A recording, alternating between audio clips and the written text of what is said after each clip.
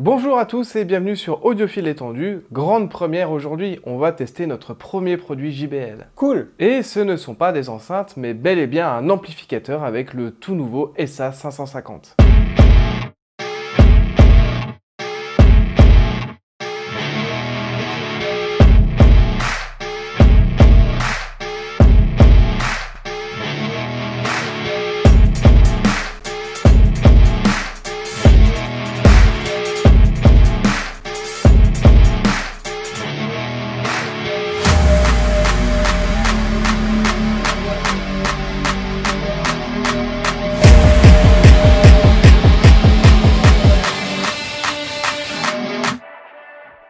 JBL est un mastodonte de l'histoire de la hi-fi. Aujourd'hui, il propose des produits pour absolument toutes les bourses, de 35 à près de 100 000 euros. Des Everest DD66000, ça doit tellement être magique. Je pense que tous les habitants de cette planète connaissent JBL. Ouais, c'est probable. En début 2023, JBL a annoncé au CES de Las Vegas la commercialisation d'un nouvel amplificateur avec le SA550 se plaçant en dessous du SA750, sorti en 2021 pour fêter les 75 ans de la marque. Mais savez-vous que la marque a déjà fait des amplificateurs dans le passé? Et notamment à la fin des années 60 avec des blocs de puissance, des préamplificateurs, mais aussi des intégrés comme le SA600 sorti en 1966, à qui notre SA550 rend hommage à travers son design. Et n'essayez pas de faire une bonne affaire en cherchant un SA600 d'occasion, ça vaut aujourd'hui une blinde. On en a vu passer à plus de 6 000 euros. Bref, le SA550 est un amplificateur intégré le plus abordable du constructeur. Il présente un aspect vintage et une façade en aluminium massif, des potentiomètres usinés en aluminium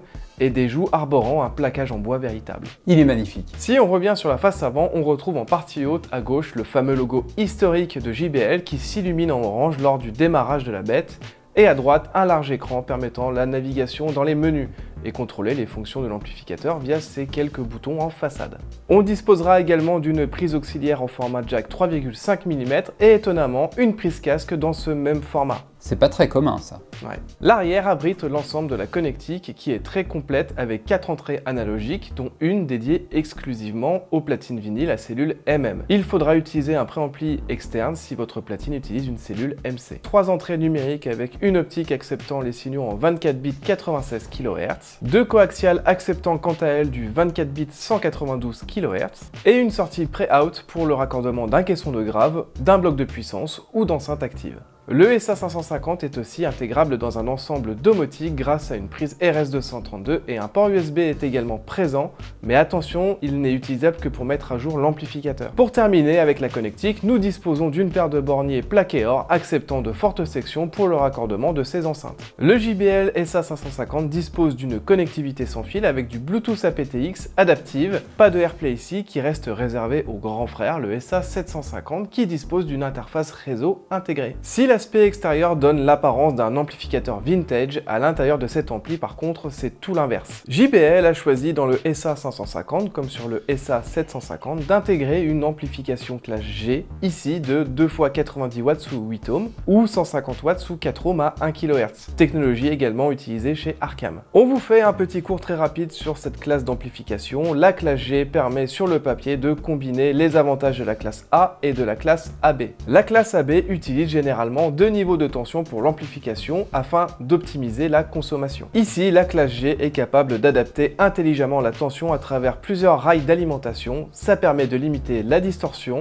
et d'accroître la linéarité du système suivant le niveau du signal d'entrée. On schématise, mais la classe G permet un niveau de distorsion réduit, une consommation adaptée au signal d'entrée et une réduction de la dissipation thermique. Pour alimenter cette topologie, il est nécessaire d'avoir une alimentation de qualité. JBL a construit son SA550 autour d'un large transformateur torique épaulé par 4 condensateurs de 10 000 microfarad et 2 autres de 6800 microfarad. La partie préamplification, elle, fait appel à de nombreux composants de surface et on note cependant un assemblage sur les cartes des condensateurs par exemple assez approximatif. Rien de grave en termes de restitution, mais d'autres appareils moins chers sont plus soignés sur l'implantation de leurs composants sur les différentes cartes. Le lot de transistors de puissance sont eux montés sur un gros dissipateur thermique pour un refroidissement optimal. Et enfin, on retrouve la partie traitement numérique au centre de l'amplificateur, épaulé par un DAC ESS 9038 K2M prenant en charge les signaux en entrée jusqu'en 24 bits 192 kHz. Le JBL SA550 est livré avec une télécommande visuellement sympa de face, recouverte d'une fine feuille d'aluminium. Le plastique arrière ne fait par contre pas très qualitatif, de même que la trappe pour les piles qui semble fragile à manipuler. On retrouve dans le carton également un câble d'alimentation IEC et un guide de démarrage rapide. En parlant de démarrage, la première mise sous tension est instantanée et il n'y a aucune configuration initiale à faire. Cependant, quand on rentre dans les menus, on se rend vite compte qu'ils sont assez compliqués à prendre en main et il est impératif de se reporter au manuel d'utilisateur disponible sur internet, car en effet, la langue n'est pas modifiable dans les menus. Ce qui pose des problèmes lorsque les termes sont abrégés dans les menus, comme par exemple PLLCD, filtre apodizing ou encore PM Input. D'ailleurs, cet écran LCD qui est de grande taille offre une faible définition, ce qui a sûrement contraint les ingénieurs de JBL à abréger aussi drastiquement les menus. Dommage. Fonction intéressante au passage, il est possible de dédier n'importe quelle entrée analogique à un préamplificateur home cinéma. Il est possible aussi de verrouiller le gain de la prise choisi sur une valeur fixe pour s'adapter au mieux au processeur home cinéma. C'est très astucieux.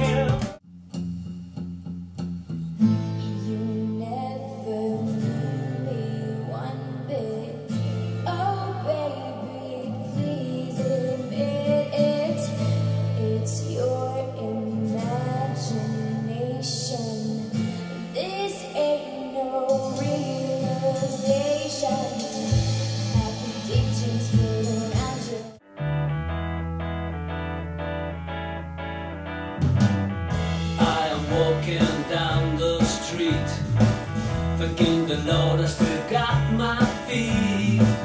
There's so much pain and crying all around me, as I'm still walking down the road. À l'écoute, ce qui frappe en premier lieu, c'est une belle présence et aération dans le médium. C'est fin et le bas médium est très énergique, ça tape fort et la largeur de la scène sonore est excellente. Concernant le grave, le SA550 n'est pas des plus démonstratifs sur ce registre, mais c'est vif et très droit dans l'infragrave. C'est plutôt agréable, on s'attendait à avoir quelque chose de bien plus lourd sur ce registre. Les aigus, eux, nous offrent une belle brillance et beaucoup de définition, mais l'extrême aigu semble un peu tassé. Attention également au mariage avec les enceintes. À haut volume, le JBL a tendance à être un peu sifflant. Il sera à privilégier avec des enceintes plutôt calmes dans cette partie du spectre. Le traitement numérique intégré du SA550 offre un rendu assez crispé sur les hautes fréquences et accentue le tassement dans les aigus. Il est préférable d'utiliser un DAC externe si vous avez une source numérique de qualité. Après, pour la télé, ça ira. Le gros point fort de cet ampli, c'est le rendu dans le médium, qui est divin. Ça fourmille de détails. Il y a aussi la dynamique dans le bas médium. Ça remue bien et ce registre est surtout très propre à n'importe quel niveau d'écoute. Le SA550 offre une scène sonore très large. L'intégration d'une connectivité Bluetooth, et qui plus est compatible aptX adaptive, ça devrait être la norme pour tous les appareils intégrant du Bluetooth. La finition. Les potentiomètres sont en aluminium massif usiné, le capot et le châssis sont de forte épaisseur et apportent une rigidité impressionnante à l'ensemble. Et enfin, les panneaux latéraux sont en plaquage bois véritable, c'est assez dingue à ce niveau de prix. Concernant les points faibles, on peut noter une partie numérique qui n'est pas vraiment à la hauteur en comparaison de ce que propose le SA550 en analogique. Il est préférable d'utiliser un DAC externe. Les menus sont assez austères et l'écran offre une faible définition. Le rendu n'est pas très joli. Et pour terminer, il n'y a pas de correcteur de tonalité présent sur le SA550. Seule la balance droite-gauche est modifiable.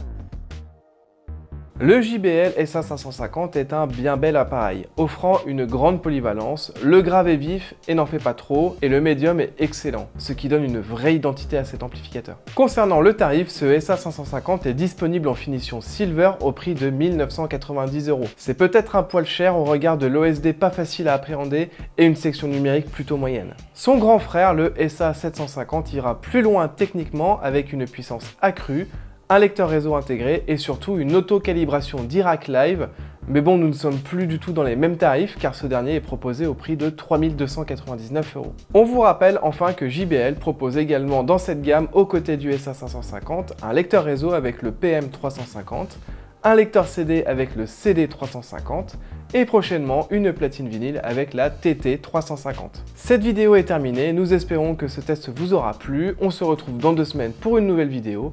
En attendant, on s'abonne, on laisse un pouce bleu et on vient aussi sur les autres réseaux, Facebook, Instagram, TikTok, etc. Salut!